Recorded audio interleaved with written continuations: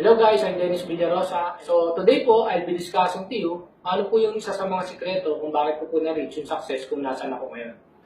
It all started when I was 26 years old. May na-meet po ako, nakilala po ako na isang multimillionaire na Chinese.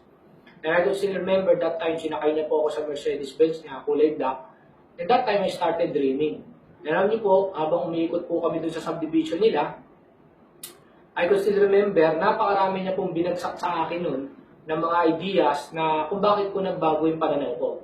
In fact, that time po, sinabi niya sa akin, ano pinagkaiba namin, ano pinagkaiba yung mga Pilipino, kung bakit kami yumayaman at kayo hindi. Sabi niya gano'n, napakasimple lang. Magkaiba kasi tayo mag-isip. Kaya nga kung kayo magpe-present sa amin ng business, tinatawanan lang namin kayo. Kasi kami talaga ang negosyante, kami mga Chinese. And alam niyo po, isang pong example na binigay niya sa akin, sabi niya sa akin gano'n, tignan niyo kayo. Pagka kayo, lalo na yung mga nag-abroad, nag-OFW, pag kumita ng malaki, bibili ng bahay, bibili ng sasakyan, alahas, appliances. Pagka nawala ng trabaho, sanla ang bahay, benta ang kotse, wala ang appliances, wala ang alahas. Yan ang biggest mistake nyo. Kami naman mga Chinese, ang gagawin namin, kapag kami nagnegosyo at kumita ng malaki, ang gagawin namin, mag-iipon kami. At yung pera na yon ilalagay namin sa bangko. At yung tubo nun, yun ang ibibili namin ng kotse namin. Kaya may kotse kami, and at the same time, nasa amin yung pera namin. Well, in fact, pag nag-start nga kami ng bahay, ang ginagawa namin, yung second floor, yun ang bahay namin. Yung first floor, yun ang business namin. Kayo, hindi. Yung grande ka agad. Isang buong bahay, bahay agad, walang business. Well, in fact, kami, bago kami bumili ng bahay, ang gagawin namin, bibili muna kami ng mga apartment. Yung kita ng apartment, yun ang ipambibili namin ng bahay. Nasa amin yung bahay, at the same time, nasa amin yung apartment. So kung titignan nyo, yun lang kung binagsak niya na yun, sabi ko, napakalaking bagay na po na yun, na napaka-importante. Well, in fact, isa pa pong sinabi niya sa akin, tignan nyo kayong mga Pilipino. Ang lagi nyo sinasabi, anak, mag-aral ka mabuti kasi ang may papamana ko lang sa'yo, talino. Sabi niya sa akin gano'n, iyo, ano gusto mong pamana? Talino o yaman? Ako rin, napaisip ako. Sabi ko, syempre po, yaman.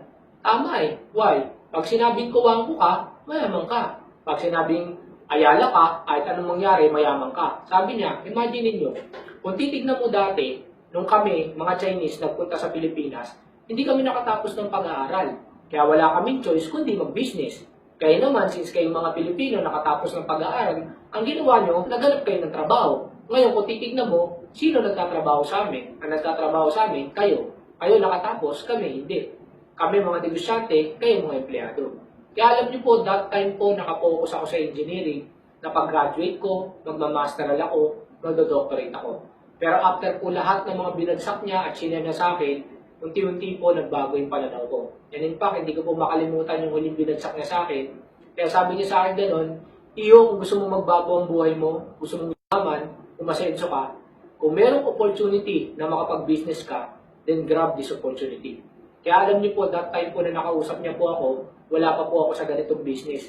Kaya po nung nakita ko po yung ganitong business, hindi ko po makalimutan yung sinabi niya. Sabi ko, I will grab this opportunity kasi ito yung chance ako na makapag-business, umasenso ang buhay ko at magbago yung buhay ng pamilya ko. And alam niyo po, yung i-share ko po ngayon sa inyo, ilang po ito sa mga bagay na sinare niya, at yung iba po rito, yung research ko na po dahil po nabago niya po yung pananaw ko, sabi niya sa akin, try mo maghanap ng mentor. Eh yun nga lang po, sa isang tricycle driver at jeepney driver na kagaya ko, wala naman akong circle of friends na mayayaman. Sino naman ang magiging mentor ko? And that's the time I started reading Entrepreneurial na magazine. Sabi ko, nung binabasa ko po yun, nandun po yung mga totoong stories ng mga totoong tao na nagnegosyo at yumaman. Sila po ang ginawa kong mentor. Yung i-share ko po sa inyo, ito po yung isang bagay na makakatulong at magbabago ng pananaw nyo. Well, in fact, even if you don't join this business anymore, wala pong problema yon. Ang importante po, yung mabago ko po yung pananaw nyo, napakalaking bagay na po yun sa akin. Kung paano niya po binago yung pananaw ko, yun din po yung isang bagay na gusto kong gawin sa inyo today. Sana po, you finish all this video, na mapanood nyo po yung series na to, and ako po kayo ang dalawang na maging successful kayo, masaya na po ako. So, bakit nga po ba marami ang mahirap na Pinoy? Lahat po tayo, umiikot po tayo dito.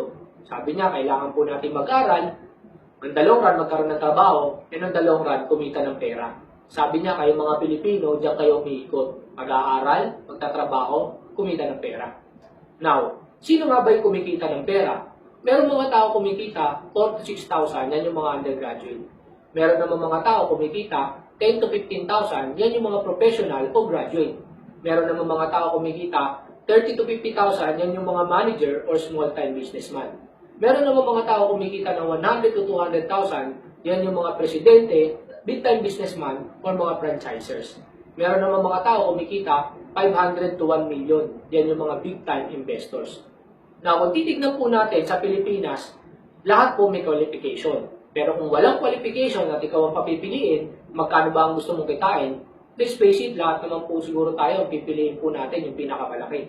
Kasi alam po natin na kapag kumita po tayo ng ganung kalaki, alam po natin kung ano yung pwede magbago sa buhay natin at sa buhay ng pamilya natin. Yun nga lang po, let's face it, sa Pilipinas meron po talagang qualification.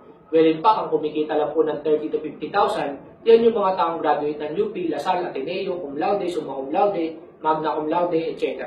Kaya nga kung titignan ko dati yung chance ko sa labas, baka hindi po ako kumita ng kinikita ko ngayon.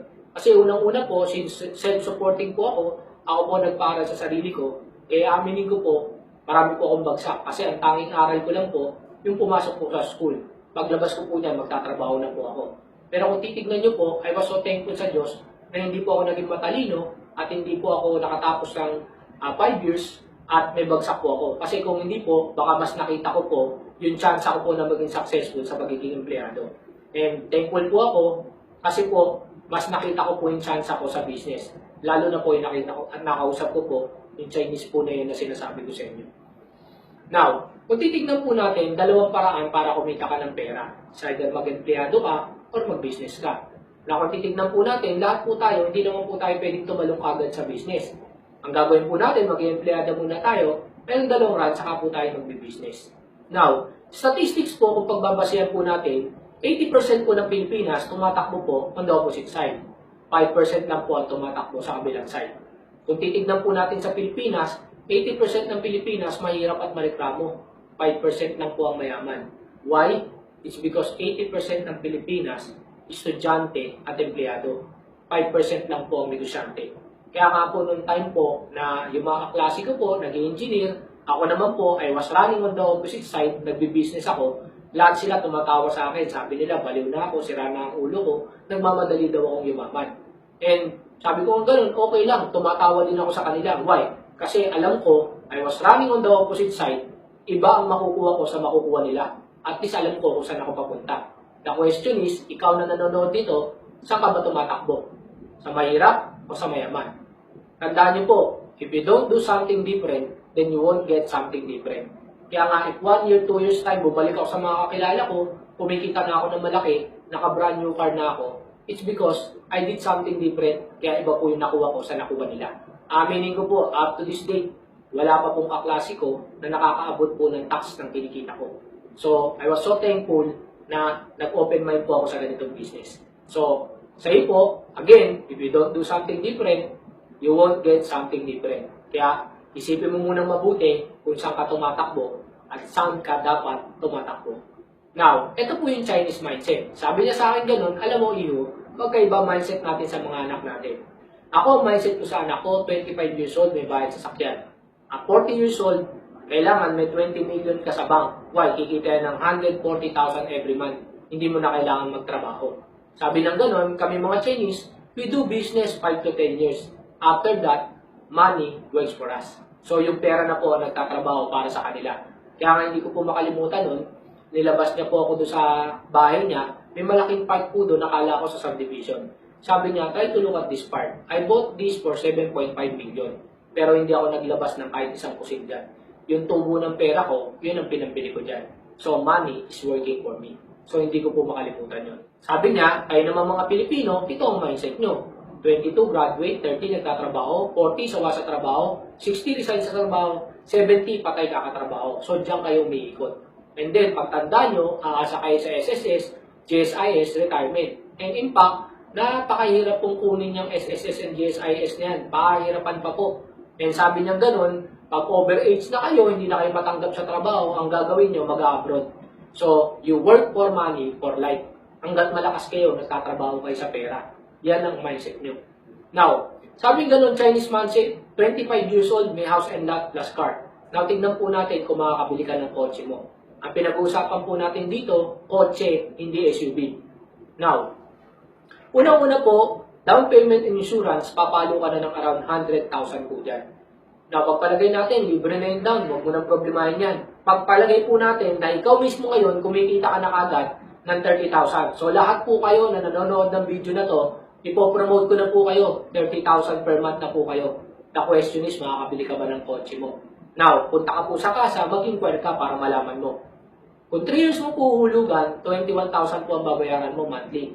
Kung 4 years mo po hulugan, 17,000 per month ang babayaran mo. Ang gastos mo po sa gas, 12,000. That is, nung mura pa po ang gas. Now, tatanungin ka po, maintenance. Kaya po, every 3 months po yan, dinadala mo po yan sa kasa. Magbabayad ka po ng maintenance. Kaya yung iba nagtatanong sa akin, ba't ako magbe-maintain bago yung sasakyan ko? Hindi po, every 3 months po, papalit ka ng spark plug, change oil, etc. In fact, magpalit ka lang po ng lahat ng preno, gagastos ka na po ng 12,000 pesos po dyan. Kaya po meron kayong makikita mga kotse, basag po yung salamin sa likod, naka-masking tape. Bakit po? 15,000 po yun. Na kung titignan nyo po, pag kinumpute po natin yan, sa 4 years na po, ang monthly po na babayaran mo is 32,000 per month. So, ibig sabihin, if you are earning 30,000 every month, I tell you, you cannot buy your own car. Sariling kotse mo, hindi mo mabibili. Kaya sigurado, magmomotor ka din. Imagine, kotse pa lang pinag-usapan, hindi SUV. Paano pa po ang bahay? So kung titignan niyo po, yan po yung reason kung ba't nakapag-isip din ako na kumita po ng malaki. Kasi na-compute ko po yan na hindi po talaga maaabot kahit mag 30,000 pa ako yung sarili kong sasakyan. And ang greatest dream ko po kasi, uwi ako sa amin, may dala akong sasakyan. And hindi po lahat nangyari yun kung kumita lang po ako ng 30,000 or less. Now, sabi niya ganun, 40 years old kailangan may 20 million ka sa bank. Kasi kung kita yan ng 140,000 every month, hindi mo na kailangan magtrabaho. Yan na magtatrabaho para sa'yo. Now, tignan po natin. If you could save 50,000 every month, imagine, what if hindi ka nga nakakapagtabi ng 50 mil? Hindi ka nga kumikita ng 50 mil, paano ka magtatabi ng 50 mil? But if you could save 50,000 every month, ang 1 million bago mo maipon, 2 years. Lumalabas po ang 20 million bago mo maipon, 20 years. So kung 40 na ngayon, plus 20, 60 years old ka na bago mo maipon yung 20 million. That is, kung 50 mil ang natatabi mo. Now what if nakakapagtabi ka ng 5,000? Let's face it, alam ko kahit sino po sa inyo, napakahirap po magtabi ng 5,000 every month. Pero if nakakapagtabi ka ng 5,000, ang 1 million bago nyo po maipon, 20 years. So lumalabas po ang 20 million bago nyo maipon, 400 years. Ibig sabihin, 4 na beses kang mabubuhay at mamamatay. Kaya nga po, di ba, ang sabi natin sa mga anak natin, ang may papamana ko lang sa'yo, talino, lolo ng lolo ng lolo ng lolo natin, yung po ang pinamana. No? Kaya nga po, kung papipiliin ka ng talino o yaman, ang gusto mong pamana, yaman. Kasi po, madali na po magpatalino pag mayaman ka na. Tama po ba? These are the people who knew and started at a younger age. Si Lusutan po, nag-start po yan mag-business at the age of 16. Now is 81 years old. Si Henry po, nag-start pong mag-business at the age of 12 and now is 91 years old. Gokong Wei po, 14 years old, naglalako po ng kandila at sabon, bike lang po ang gamit. Now is 89 years old. Alfredo Cambiao, I don't know kung pamilyar po kayo dyan. Yan po yung may-ari ng Sesto. He started doing business at the age of 12. Nagtitinda po siya ng sigarilyo sa kalsada. And ang dalawang run, sabi po ng mga jeepney driver, wala bang juice. So, nag-repack siya ng juice. That's why naging Sesto. Now, kung titignan nyo po ito, tignan nyo po yung mga edad ng mga Chinese nung nag-start sila mag-business. Sa ating pong mga Pilipino, bukod tangi po, 12 years old, hatid sundo po sa eskwelahan.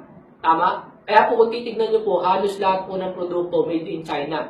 Why? Kasi po sa China, hindi po pwedeng nag-aaral ka lang. Kailangan nagtatrabaho ka rin. Dito lang po sa Pilipinas na bukod tangi, na kailangan pag nag-aaral ka lang. Kaya minsan po, may nakakausap akong mga magulang. Sabi gano'n, ako, tigilan nyo yung mga anak ko. Huwag nyo silang invite sa ganyang business. Kasi gusto ko, tumutok lang sila sa pag-aaral nila. Kaya kung titignan nyo po, napakarami po nilang oras. Kaya mas marami pa po yung time, imbis na mag-aral, nagbubulakbol, nanonood ng sine, etc. Why? Kasi po yung mindset po na ginawa natin sa kanila mali. Kasi po, ako, I believe, kaya po pong i-maximize ang oras mo kung gusto mo. Kasi po, nagawa ko pong mag-aral at magtrabaho at the same time. Well, in fact, kung pupunta ka nga po ng Divisoria, Binondo, etc., makikita nyo po dyan, merong mga estudyante, naka-uniforme, Chinese, nagbabantay po ng butik nila. In fact, meron po mga may-ari ng hardware. Pag uwi po ng mga anak nila, aasikasuhin po yung hardware. Or, even po sila going away, and yung mga sikat po na businessman, kapag ka po bakasyon po ng mga anak nila, nagtatrabaho po sa company nila, nag-i-start po sa clerical bago po maging sa pinakamataas na posisyon sa kumpanya. Tignan nyo po, iba po ang mindset nila sa mga anak nila, kaya po yumayaman yung mga anak nila.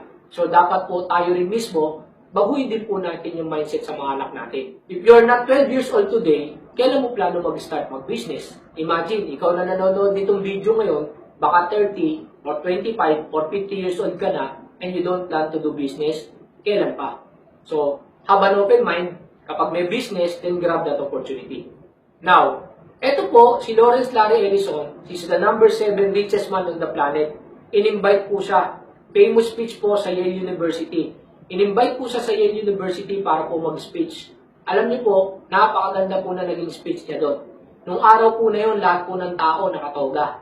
Lahat po, graduation. Ang sabi niya pong ganun, look at the classmates on your left, look at the classmates on your right. 5 years from now, 10 years from now, or even 30 years from now, odds are the person on your left and on your right will be a loser. And you at the middle, what can you expect? Loser, loserhood, loser cum laude. Imagine niyo po, tinawag niya na loser yung mga cum laude. Sabi niya, why? Because I, Lawrence Larry Ellison, second richest man on the planet, am a college dropout and you are not. And because Bill Gates, richest man on the planet, is a college dropout and you are not. And because Paul Allen, third richest man on the planet, dropped out of college and you did not. And because Michael Dell, number 9 on the list, is a college dropout and you, yet again, are not. Imagine niyo po, nung araw na yan, lahat ng tao nakatoga. Ang speech niya po, lahat po, sila na billionaire college dropout. And yung po mga nanonood sa kanya, hindi po. Tayo po, proud na proud po tayo kapag ang anak natin matatalino, no? Nag-o-honor. Well, in fact, the more na magiging matalino yan, ang hahanapin po niyan trabaho. I'm not against pag-aaral or employment.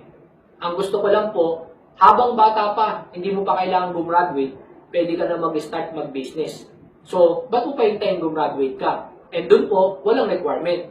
Hindi ko naman sinabing, huwag kayong mag-aral. But the point is, ang gusto ko lang po i-emphasize dito, mag-aaral ka po, pero pag graduate mo, huwag kang tumutok sa employment. Maghanap ka ng business. Kasi nandun po talaga ang totoong pag-asenso. Now, ito po yung ilan sa famous college dropout. Kung titignan niyo po, Albert Einstein, hindi po yan nakatapos ng pag-aaral. Henry Ford, yung naka-invento ng kotse, hindi rin po nakatapos ng pag-aaral. Pero kung titignan niyo po, buti na lang hindi po nag-aaral yan, kundi wala pong kotse. Thomas Edison po, yung naka-invento ng bumbilya, college dropout din po yan. Pero in fact, 1,000 po ang napatent niya. Si Socrates, kapag inaral niyo po ang buhay niyan, magiging doctorate po kayo. Pero yung mismong Socrates, college dropout. Bill Gates po, hindi po yan nakatapos ng pag-aaral. College dropout po yan. Pero pag inaral mo yung Microsoft, computer engineer ka. Si Steve Jobs po, kung pamilyar po kayo sa iPhone, sa Mac, kung titignan niyo po siya, college dropout po yan. In fact, nung in-invite din po siya sa Harvard University para mag-speech at sabi niya, natatawa siya kasi ito yung pinakamalayong narating niya sa college.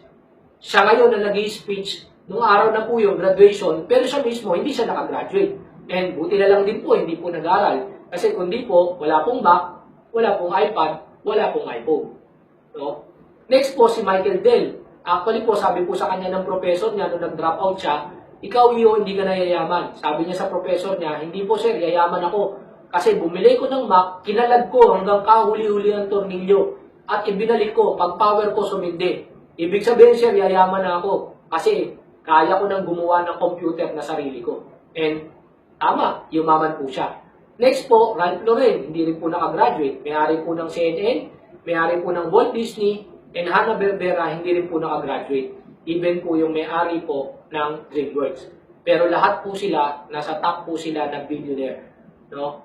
Now, next po, yung number 2 na pinakamayaman tao sa Pilipinas, Gokong Wei. Ito po yung famous speech niya sa Ateneo University. No? Kung tinignan niyo po, sabi niya gano'n, entrepreneurship is the answer. Sabi niya gano'n, look at PLDT, Ayala, San Miguel are still the biggest companies today. Well, in fact, kayo nag-graduate dito sa Ateneo, many of you probably have offer from this company, sabi niya, even sa JG Summit. Sabi niya gano'n, I say great. take these offers, work as hard as you can, learn everything these companies can teach, and then leave. Sabi niya, aralin mo lahat na matututuan mo dyan, pero lumayas ka dyan. Hindi ka magbabago buhay mo dyan, hindi ka yayaman dyan.